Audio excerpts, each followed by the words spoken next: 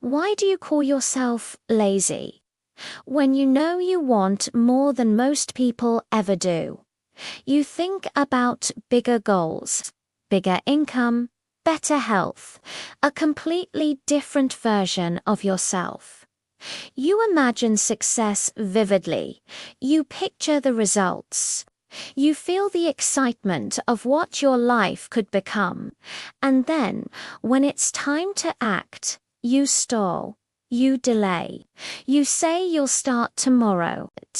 And the quiet guilt sets in. So you label yourself lazy. But what if that label is wrong?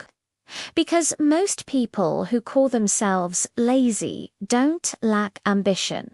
They lack alignment. You don't struggle to want more. You struggle to move consistently in the present. That's not a flaw. That's a pattern. First, understand this. Mental energy matters more than physical effort.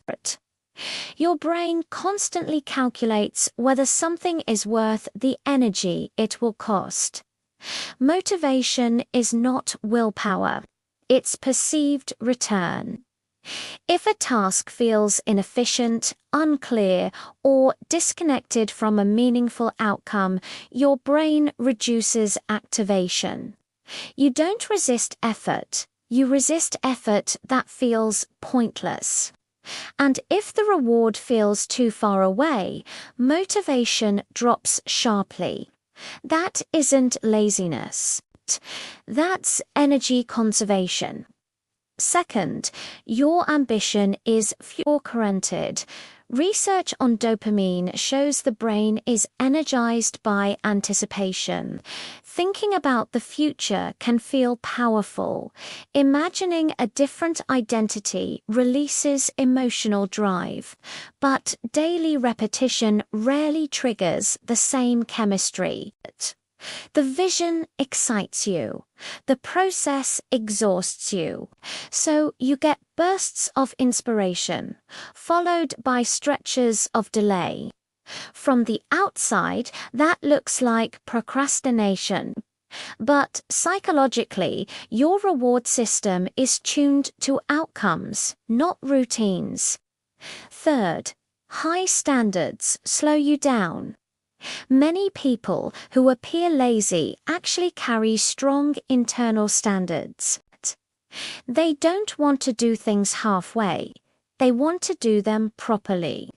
And if they can't do it well, their brain would rather not start at all. Waiting feels safer than producing something imperfect, so ambition stays alive internally, while action gets postponed externally. It's not that you don't care, it's that you care so much that imperfection feels threatening. Fourth, your mind works before your body does. You may look inactive, but internally you are planning, imagining, evaluating options, running simulations. That consumes real cognitive energy. By the time physical action is required, your brain is already tired.